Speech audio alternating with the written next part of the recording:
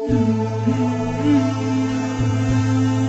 billahi minasyaitonir rajim. Bismillahirrahmanirrahim. Assalamualaikum warahmatullahi wabarakatuh. Alhamdulillah wassalatu wassalamu ala Rasulillah Muhammad ibn Abdullah wa ala alihi wa sahbihi wa mawalah. Allahumma salli wa sallim wa karim wa anzim ala sayyidina Muhammadin wa ala alihi wa sahbihi wa barik wa sallim ajma'in. Amma ba'du. Ayol mu'min, hamba Allah yang selalu dirahmati oleh Allah Subhanahu wa taala, berbicara soal perkara sunnah yang diajarkan oleh baginda Rasulullah sallallahu alaihi wasallam. Adalah baginda Rasulullah sallallahu alaihi wasallam diutus di muka bumi ini apa liutamma makarimal akhlak. Adalah beliau itu diutus untuk memperbaiki daripada akhlak. Karena kenapa? Sebab daripada amalan ketaatan kita kepada Allah, sehingga tumbuhlah kita gampang untuk menjalankan daripada sunnah-sunnah. Ya, sunnah-sunnah itu apa yang dikerjakan oleh Rasul, apa yang dikatakan oleh Rasul dan diamnya baginda Rasulullah sallallahu alaihi wasallam. Kita ikuti ya cara kepribadian Rasulullah, kehidupan keseharian Rasulullah, bagaimana Rasulullah berinteraksi kepada manusia, bagaimana kebaikan Rasulullah, bagaimana Rasulullah dengan anak yatim, bagaimana Rasulullah dengan di dalam dakwanya, bagaimana Rasulullah di dalam perkataannya, bagaimana kepribadian Rasulullah, bagaimana cara berpakaian Rasulullah. Semua kita ambil, dan kalau kita wujudkan hal itu, kita amalkan, kita ambil dan kita jadikan dalam keseharian, dalam seluruh kehidupan kita, maka niscaya keberuntungan, keuntungan.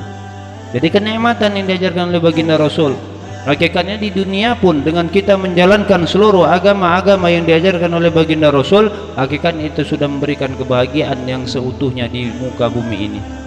Ya, jadi kita tinggal, alhamdulillah kita ini lahir sebagai umat Nabi Muhammad. Jadi beruntung kita lahir sebagai umat Nabi Muhammad. Jadi jangan anggap perkara sunnah itu adalah hal yang memberatkan.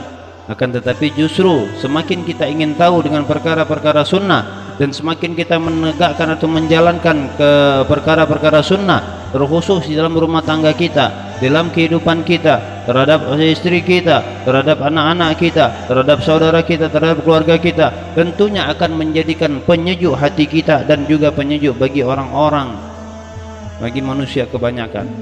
Maka dikatakan oleh Allah Subhanahu wa taala, qala Allah taala fil Qur'anil Karim, wa ma atakumur rasul fakhuduhu wa ma nahakum anhu fantahu.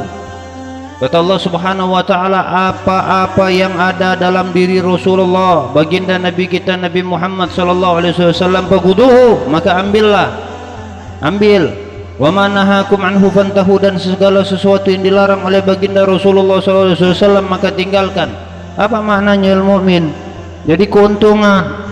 Jadi ibarat kalau kita makan, ibarat sunnah itu seperti ini, yang diajarkan oleh baginda Rasul seluruhnya kita amalkan, ya kan? Rasulullah mengajarkan kita itu tidak ada yang jelek, tidak ada satupun segala perkara yang diajarkan oleh baginda Rasul, perilaku Rasul, perkataan Rasul, perbuatan Rasul, ya tidak ada mengandung hal buruk, pasti semuanya baik. Contoh ibarat seperti ini, perkara sunnah itu ilmu mukmin. Kalau kita makan, ya kita hanya mengerjakan kewajiban, ibarat dalam agama, dalam syariat kita hanya mengerjakan kewajiban tanpa adanya sunnah. Seperti ibarat satu piring nasi, nasi putih yang tanpa ada lauk pauknya di dalamnya, ya bisa dimakan, bisa. Akan tetapi untuk kenikmatan, kelezatan di saat kita menyantap daripada makanan nasi tadi menjadi berkurang karena tidak ada sambalnya, karena tidak ada sayurnya, karena tidak ada ikannya. Hakada, ya seperti itu ibaratnya.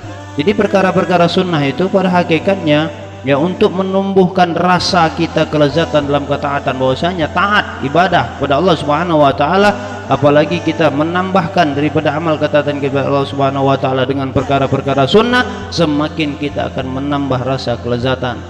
Bagaimana rasa dekatnya dengan Allah, ya kan? Dalam tahajud kita bisa dekat kepada Allah, dalam membaca Al-Quran, ya kan? Sehingga ada malaikat kalau kita sampai mengkhatamkan bacaan Al-Quran, ada 60.000 malaikat yang mendoakan untuk pengampunan atas dosa-dosa kita. Ini guna perkara-perkara sunnah, ya banyak perkara-perkara sunnah secara sholat, perkara sunnah dalam sodako, perkara sunnah kita membaca Al-Quran, ya kan? Perkara sunnah kita berzikir, perkara sunnah kita berinteraksi, bagaimana cara kita berhadapan untuk berbicara kepada orang lain, diajarkan oleh baginda Rasul.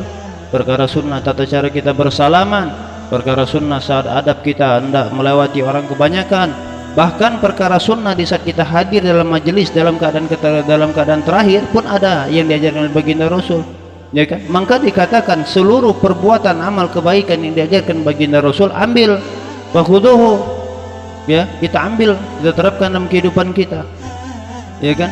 Sehingga timbul akhlak, timbul adab, ya, sehingga banyak orang menjadi mencintai.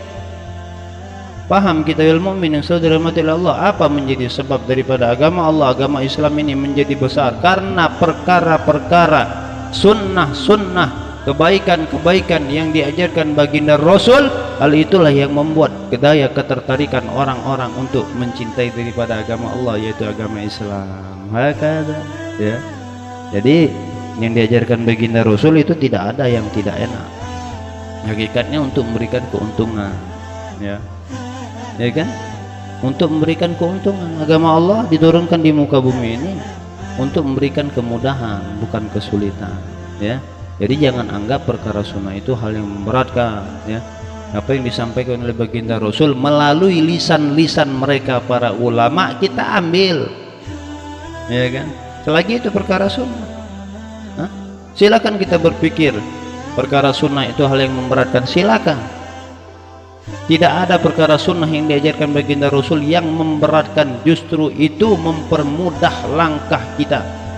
Kata Rasulullah, lihat kata para ulama, kalau hendak membuka pintu rezeki, ya, ternyata rahasia untuk membuka pintu rezeki itu lakukan seluruh amal ketaatan pada Allah sehingga dipermudah pintu rezeki. Ya, lakukan baca Al-Qur'annya, zikirnya, istighfarnya perbanyak, baca salawatnya banyak, membaca Al-Qur'annya perbanyak, salat tahajudnya perbanyak, ya, di saat bermohon pada Allah saat salat tahajud, kemudian salat duha, ya kan, kemudian membaca ba'da asar, ba'da subuh, ba'da asar membaca suratul waqiah, ya kan, kemudian membaca wirid-wirid, ya kan, zikir-zikir kepada Allah Subhanahu wa taala, mempermudah. Kenapa? Ternyata memang dalam amal ketaatan perkara itu perkara-perkara sunnah semua, ya kan, perkara-perkara sunnah itu yang diajarkan baginda Rasul itu mampu membuka pintu rezeki, ya, mampu membuka silaturahim, ya, Rasulullah mengajarkan itu, ya kan.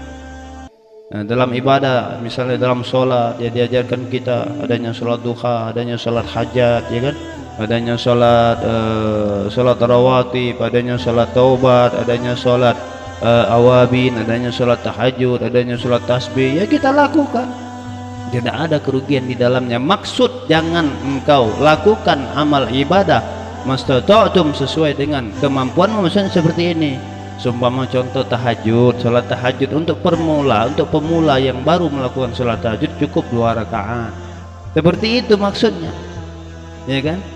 Bukan berarti yang memberatkan, maksudnya jangan diperberat untuk perkara sunnah, seperti itu maknanya. Al-mu'min lakukan perkara sunnah, dia pengen sholat sunnah tahajud, lakukan cukup 2 rakaat, jangan langsung disuruh, jangan langsung diperintahkan lakukan sholat tahajud 1000 rakaat atau 20 atau 100 rakaat atau 20 rakaat atau 10 rakaat, nanti memberatkan. Itu maksudnya, jangan memberatkan. Atau yang dimaksudkan daripada lakukan amal ketaatan itu sesuai dengan kemampuanmu itu seperti itu, ya, bukan berarti kita meniadakan perkara-perkara sunnah yang diajarkan, ya. Hakada dengan istri itu baik-baik, ya, Rasulullah mengajarkan. Dengan anak kita usap kepalanya, dengan anak yatim itu usap kepalanya, ya, kita mencari nafkah dengan niat bismillah tawakkaltu 'ala Allah, dari rumah berangkat kita keluar, sehingga menjadi amal ketaatan. Hakada, ya.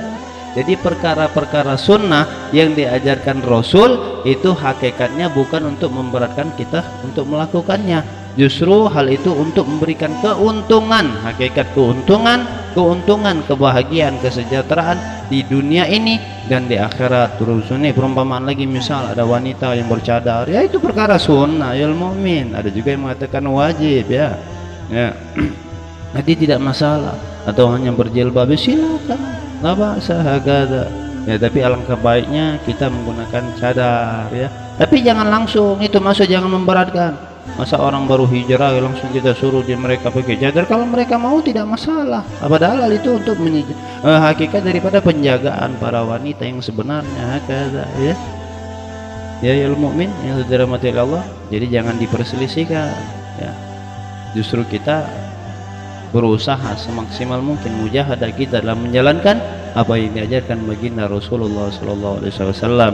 semakin kita banyak melakukan amalan-amalan sunnah yang diajarkan oleh baginda Rasul, maka semakin tumbuh rasa cinta kepada Rasulullah sallallahu alaihi wasallam. Lihat para sahabat, tidaklah mereka para sahabat rindu akan surganya Allah kecuali dalam surganya Allah adanya baginda Nabi kita Nabi Muhammad sallallahu alaihi wasallam. Karena ada Nabi Muhammad sallallahu alaihi wasallam, maka para sahabat rindu akan surganya Allah Subhanahu wa taala.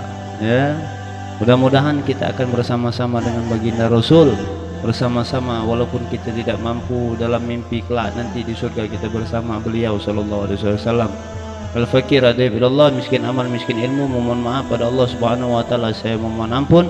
Allahumma salli wa sallim ala sayyidina Muhammadin wa ala alihi wa sahbihi wa sallam. Alhamdulillahirabbil alamin. Wassalamu alaikum warahmatullahi wabarakatuh.